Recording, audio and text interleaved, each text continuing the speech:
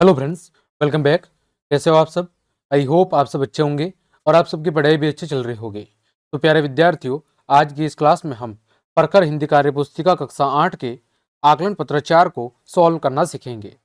आपकी नई कार्य पुस्तिका के अनुसार कार्य पत्रक 1 से लेकर 30 तक की चर्चा हमने बहुत अच्छे से कर ली है। वो सब क्लासेस आप चैनल की प्ले लिस्ट पर जाकर आराम से देख सकते हैं। तो चलिए क्लास हम शुरू करते हैं। देखें, निम्नलिखित गद्यांश को पढ़कर उत्तर दीजिए। आपके सामने एक गद्यांश दिया हुआ है, इसको पढ़कर इस पर आधारित प्रश्नों के उत्तर देने हैं। छोटू को सुरंग में जाने का मौका हाथ लगते ही फिसल गया। सुरंग में जगह जगह लगाए निरीक्षक यंत्रों की जानकारी छोटू को नहीं थी, मगर उसके प्रवेश करते ही पहले निरीक्षक यंत्र में संदेहास्पद स्थिति दर्शाने वाली हरकत हुई कि इतने छोटे कद वाला व्यक्ति सुरंग में कैसे आया। तो दूसरे निरीक्षक यंत्र ने तुरंत ही उसकी तस्वीर खींच ली। किसी एक नियंत्रण केंद्र में इस तस्वीर की जांच की गई और खतरे की सूचना दी गई। अब देखें, प्रश्न क्या है कि छोटू की तस्वीर किसने खींची थी? तो किसने खींची थी? दूसरे निरीक्षक यंत्र ने। फिर अ प्रश्न है, गद्यांश में आए कारक चिन्हों की आपको सूची बनानी है। हमने कारक के बारे में पढ़ा था कि कारक कितने प्रकार के होते हैं। तो कारक आपके 8 प्रकार के होते हैं। कितने प्रकार के होते हैं कारक? 8 प्रकार के हिंदी में कारक होते हैं। हमने इनके चिन्ह भी समझे थे। मैं एक बार फिर से बता देता हूं।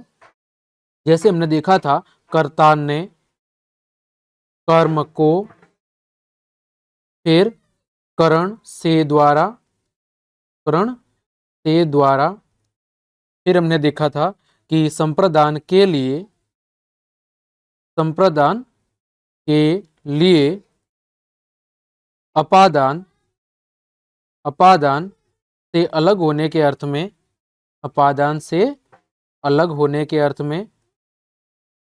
फिर हमने देखा था आपका संबंध हो गया। फिर हमने देखा था अधिकरण। अधिकरण क्या था? में पर था। इसके बाद हमने देखा था आपका वो कौन सा था? संबंध था। संबंध कारक क्या होता है? का, के, की, रा, रे, री, ये संबंध कारक होता है। और एक अंत में था आपका, वो था संबोधन कारक। कौन सा कारक था? संबोधन कारक। जिसकी पहचान क्या होती है? हे, ओ, अरे, ठीक है, अजी, ये सब क्या है? आपके संबोधन कारक के चिन्ह हैं। तो आपको इस गद्यांश में कौन कौन से कारक के चिन्ह आए हैं वो आपको लिखकर बताने हैं। जैसे देखो, यहां पर आया है गद्यांश के अंदर, वो क्या है? में आया है। फिर इसके अलावा की आया है। इसके अलावा के आया है। इसके अलावा ने आया है। फिर को आया है। की आया है। फिर और क्या आया है? और में, के, की, ने, को, की, ये कुछ शब्द हैं जो कारक चिन्ह यहाँ पर आए हैं। फिर ब है, नीचे दिए गए उपसर्गों में से दो दो शब्द बनाने हैं। देखो, उपसर्ग क्या होते हैं? उप का मतलब आगे, यानी कि वे शब्द या शब्दांश जो किसी शब्द के आगे जुड़कर उसके अर्थ में परिवर्तन कर देते हैं, उन्हें हम उपसर्ग कहते हैं। उपसर्ग का जुड़ते हैं के आगे। तो देखो, प्र उपसर्ग है। प्र से आपको शब्द बनाने हैं। जैसे मैं कहूं कि प्र से बनेगा प्रभाव, प्र से बनेगा प्रकाश। फिर मैंने कहा अन, अन से क्या बन सकता है? अन से बन सकता है अनहोनी। क्या बन सकता है? अनहोनी। और क्या बन सकता है? अनबन। नेक्स्ट स है। नीचे कुछ शब्द दिए गए हैं, इनकी वर्तनी को आपको शुद्ध करके दोबारा लिखना है। जैसे सदेह, तो सदेह का क्या होगा? संदेह। क्या होगा? संदेह। फिर गुबद, तो इसका क्या होगा? गुबंद। क्या होगा? गुम्बंद या गुबंद, गुम्बंद होगा। फिर आपत्ति, आपत्ति का क्या होगा? आपत्ति। क्या होगा? आपत्ति। फिर खिलाड़ी को कैसे लिखेंगे हम? छोटा खी आएगा, खिलाड़ी, ये हो जाएगा आपका खिलाड़ी शब्द। दूसरा प्रश्न है कि छोटे कद वाला व्यक्ति वाक्यांश में रेखांकित शब्द का विलोम क्या है? देखो, छोटे का विलोम शब्द क्या होगा? बड़े होगा। तीसरा, हाथ का समानार्थी शब्द, हाथ का पर्यायवाची क्या होगा? तो कर ऑब्लिक हस्त, कर और हस्त हाथ के ही पर्यायवाची हैं। चौथा है वाक्य पूरे कीजिए। डॉक्टर राजेंद्र प्रसाद इतने सेवाभावी व परिश्रमी थे कि शीघ्र ही जनता में क्या हो गए, लोकप्रिय हो गई। तो यहां पर एक और आप कारक चिन्ह लिख सकते हैं, वो क्या हो जाएगा, छोटी की। ठीक,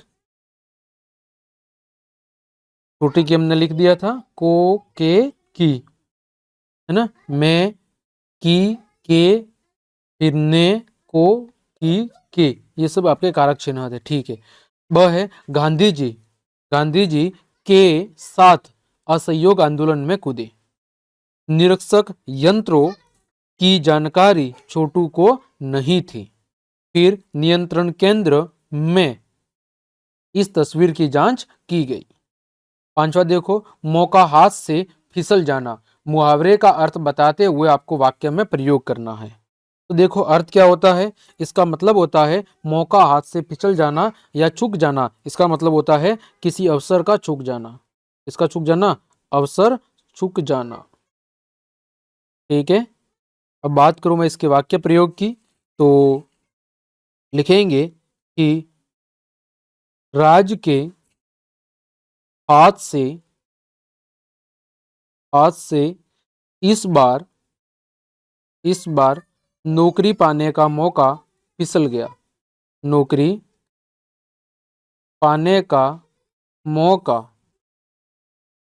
हाथ से फिसल गया। ठीक है, ये बन गया आपका वाक्य। तो प्यारे विद्यार्थियों, इस तरह हमने आज की इस क्लास में आपके आकलन 4 के सभी प्रश्नों के उत्तर को जाना है। उम्मीद करता हूं सभी प्रश्नों के उत्तर आपको अच्छे समझ में आ गए होंगे। तो क्लास देखने के लिए आप सभी का धन्यवाद। यदि आपको मेरी क्लास और ये मेहनत पसंद आई है तो फिर लाइक, कमेंट, शेयर और सब्सक्राइब जरूर करें। मिलते हैं अगली क्लास में, तब तक के लिए आप सबको जय हिंद, जय भारत।